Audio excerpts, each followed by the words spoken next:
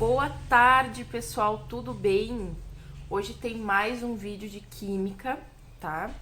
Esse vídeo, novamente falando, vai ter sons, vai ter carro passando, cachorro latindo, então não deem bola, tá? E hoje nós vamos falar sobre gases ideais. É um dos primeiros conteúdos que vocês tiveram. E lembram que eu estou fazendo esses vídeos para retomar alguns conteúdos, né? Então, esse é o conteúdo que vamos retomar hoje. Vem comigo. Então, pessoal, o estudo de gases ideais começa com a gente falando o seguinte: o comportamento ou estado de um gás é caracterizado quando conhecemos os valores exatos de seu volume, pressão e temperatura. Eu não sei se vocês vão lembrar, mas eu falei isso várias vezes para vocês na aula. Quando a gente falar de gases, nós sempre temos que lembrar que o que vai modificar é volume, pressão e temperatura. E essas grandezas são denominadas variáveis de estado de um gás. Então, a teoria cinética dos gases, ou teoria do gás ideal, como eu costumo chamar, é isso. É um modelo que não tem existência física real, porque nós não conseguimos enxergar os gases, né? Utilizado para explicar de modo geral o comportamento desses gases. Lembrando que nós não conseguimos enxergar, mas consegue-se fazer experimentos com eles, e aí, através desses experimentos, a gente consegue enxergar como que eles se comportam, tá? Sabendo disso, existem algumas perguntas que nós podemos responder através deste modelo. Primeira pergunta: por que as partículas de gás não se depositam no solo pela ação da gravidade? Isso se explica pelo seguinte: as partículas de gás são tão minúsculas e se movimentam tão velozmente que a força da gravidade não consegue atuar sobre elas. Próxima pergunta: por que os gases podem ser comprimidos, expandidos e contraídos com a variação da temperatura? E a resposta é a seguinte: o aumento da temperatura faz com que as moléculas se agitem mais, com mais força e mais velocidade, fazendo com que o ar se expanda. Já em temperaturas baixas, as moléculas se agitam menos, dificultando a velocidade, fazendo com que o ar se contraia. Lembrando que expandir é aumentar e contrair é diminuir, tá? Terceira e última pergunta: por que um gás exerce pressão uniforme nas paredes do recipiente que eu contei? Aí tem um exemplo aqui. Dentro do pneu de um automóvel, o choque das partículas dos gases contra a parede interna do pneu é o que o mantém cheio por igual. O fabricante indica a pressão necessária em cada pneu, de modo que os quatro exerçam uma pressão que sustente a massa do carro, tá? Então, o gás, ele sempre vai conseguir exercer uma pressão de forma igual em todas as áreas do recipiente em que ele esteja dentro. E isso é um dos motivos pelo qual um pneu consegue se manter, consegue manter um carro em pé, tá? Então, com tudo isso que vocês ouviram até agora, nós conseguimos chegar à seguinte conclusão: que o modelo perfeito de gás ideal tem as seguintes regras. O volume que um gás ocupa é igual ao volume do recipiente que o contém. O volume das partículas é desprezível em relação ao volume do recipiente. Onde que a gente vê isso? Em garrafas, por exemplo. Tu tem uma garrafa, aparentemente ela está vazia, mas na verdade ela está cheia de gás dentro. E o gás que está dentro dela é igual ao volume daquele recipiente. Não vai ter mais gás do que a garrafa comporta, senão iria estourar a garrafa, tá? E eu falei que o volume é desprezível, realmente, porque tu não vai colocar na balança e a garrafa agora vai estar super pesada porque tem gás dentro. A pressão que o gás exerce é o resultado das colisões de partículas do gás contra as paredes do recipiente que o contém. Isso aqui é a mesma coisa que eu acabei de falar no exemplo do pneu, tá? O gás exerce uma pressão que é a colisão das partículas contra as paredes do recipiente. Só que a diferença é que numa garrafa de plástico, a quantidade de gás que está ali dentro é a quantidade que entrou sozinha. Num pneu, não. Nós vamos lá e colocamos um monte de gás lá dentro, né? Por isso que ele consegue sustentar o carro. E por último, a temperatura termodinâmica é diretamente proporcional à energia cinética média das partículas que constituem o gás, tá? Nós vamos falar isso daqui a pouquinho mais para frente, mas repetindo, a temperatura termodinâmica é diretamente proporcional à energia cinética média das partículas que constituem o gás. E energia cinética é energia de movimento. Quando nós falamos em mudança de estado, é essa imagem que está aparecendo agora que vocês estão acostumados, né? Pois é, mas essa mudança de estado que vocês estão enxergando, ela fala de sólido, líquido e gasoso, né? Nesse caso aqui, nós vamos estar falando só da mudança de estado do gás, ok? Então, não é essa imagem que a gente vai utilizar. Para nós trabalharmos esse sistema de mudanças de estado, eu estou usando uma colinha aqui do meu lado, por isso não reparem que eu vou ficar dando umas olhadinhas. Mas essa mudança de estado, como eu falei antes, é um pouco diferente do que vocês conhecem, né? Então, inicialmente, tá? O recipiente, peguei um recipiente aqui, 1 litro de álcool 70, espero que vocês também estejam usando com essa função do coronavírus, tá? Este recipiente que contém um gás cujo comportamento está sendo investigado é considerado um sistema. Então, a nossa garrafa tem um pouco de álcool ainda, mas vamos considerar o gás que está dentro dela, tá? Esse gás que está dentro dela, essa garrafa, a gente chama de sistema. Tranquilo? Passando um carro.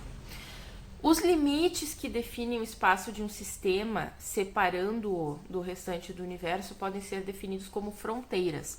Então, a garrafa, que está o gás dentro, a gente considera um sistema.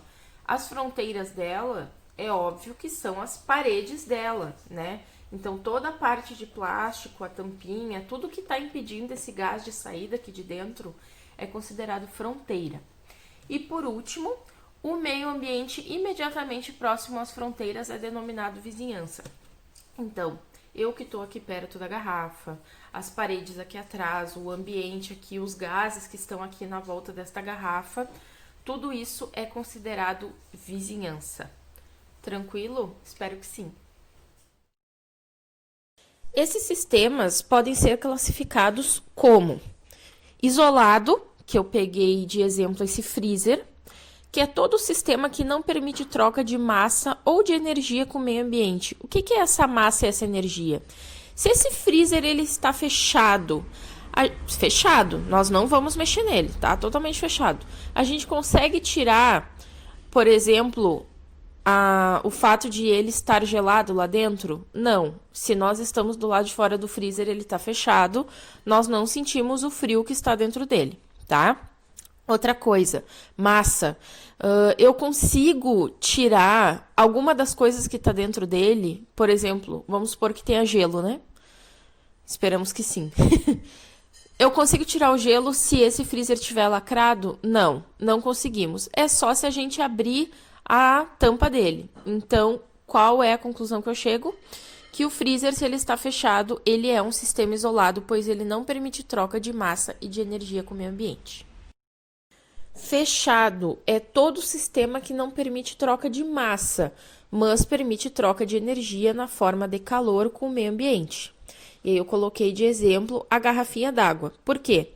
Se ela está com a tampinha fechada, nós não conseguimos tirar a massa de dentro dela, nós não conseguimos tirar nem a água e nem os gases que estão ali dentro. Porém, ela permite troca de energia. Então, nós podemos colocar ela num freezer e congelar. Nós podemos tirar ela e colocar num local quente e ela se descongelar. Isso é troca de energia. Isso ela consegue fazer, tá? Ela consegue doar calor, então. Mas ela não consegue, ela não permite a troca de massa. Daí, claro, né, que se abrir a tampinha vai conseguir. Mas aqui nós estamos utilizando o exemplo com a tampinha fechada. E o aberto, que é todo o sistema que permite troca de massa e de energia com o meio ambiente, eu coloquei o exemplo desse copo com água e gelo. Por quê? Porque eu posso pegar esse copo, tomar essa água, comer o gelo, se eu quiser. Se eu não quiser, eu posso deixar esse copo parado e ele vai estar trocando massa e energia com o meio ambiente, tá? Então, o sistema aberto é esse que nós temos acesso a estas duas coisas. E agora, falando sobre as transformações em si, o primeiro exemplo é a transformação isotérmica. São aquelas que ocorrem a temperatura constante. E é possível verificar como a pressão e o volume se interrelacionam. Então, aqui nós vamos ter temperatura constante e pressão e volume variáveis, tá? E nós observamos experimentalmente o seguinte: diminuindo-se o volume de um sistema pela metade, a pressão exercida pelo gás no sistema dobra. Já aumentando o volume de um sistema para o dobro, a pressão exercida pelo gás no sistema diminui pela metade. E nós conseguimos enxergar isso nessa imagem que eu coloquei, que é o experimento mais prático que tem, que é pegar uma seringa, colocar o dedo na ponta e apertar. Quando a gente aperta, a gente enxerga o seguinte, que uma maior pressão gera um volume menor, até o ponto que a gente não consegue mais apertar a seringa. Agora, se tu tirar o dedo e retornar a seringa para o início, como está na primeira imagem, vocês vão ver uma menor pressão e um volume maior de gás dentro desta seringa. A transformação isobárica é aquela que ocorre a pressão constante, sendo possível verificar como o volume e a temperatura se interrelacionam. Então, experimentalmente, a gente observa que, dobrando-se a temperatura termodinâmica, o volume ocupado dobra. Reduzindo-se a temperatura termodinâmica à metade, o volume se reduz à metade. E é isso que está mostrando nessa imagem. Esse PATM está querendo dizer que a pressão está constante, tá? E aí está mostrando que toda vez que dobra a temperatura, o volume ocupado dobra. Isso está sendo mostrado na segunda imagem. Então, o volume dobrado, tá? A temperatura aumentada. E já no segundo caso, a temperatura está mais baixa, o volume está mais baixo. A gente consegue observar, entre aspas, isso com a temperatura em si da nossa região. Então, como aqui no Rio Grande do Sul faz tanto calor quanto frio, né? Nós conseguimos observar. No verão, o gás está muito mais expandido. Geralmente, a gente fica com a pressão baixa, a gente se sente muito molengo, porque aquele ar, ele está muito pesado, como a gente chama, né? Ele está realmente maior. Enquanto no inverno, com temperaturas mais baixas, esse ar realmente se contrai. E por último, nós temos a transformação isovolumétrica, que são aquelas que ocorrem a volume constante. São as transformações que mais encontram aplicações práticas no nosso dia a dia, como, por exemplo, as embalagens de spray de desodorante. E nós observamos experimentalmente o seguinte: dobrando-se a temperatura termodinâmica, a pressão exercida sobre o gás dobra. Reduzindo-se a temperatura termodinâmica pela metade, a pressão exercida pelo gás se reduz pela metade. Então, essa imagem que vocês estão mostrando aí está literalmente mostrando o que eu acabei de falar. Com um aumento da temperatura, aumenta a velocidade, né? Aumenta a pressão exercida sobre o gás. E já com a diminuição da temperatura, diminui essa pressão do gás. Sempre a gente tem que estar pensando que esse gás está dentro de algum... esqueci o termo. Sempre esse gás está dentro de algum recipiente, tá bom? Então, pessoal, muito obrigada por terem acompanhado esse vídeo de hoje. Espero que isso tenha refrescado um pouco a memória de vocês. Essa imagem que está aparecendo agora, ela fala das equações que nós também já tínhamos trabalhado um pouco. Lembra que nós já tínhamos feito exercícios em sala de aula, tá? Muito obrigada, um beijo para todos e até semana que vem. Tchau!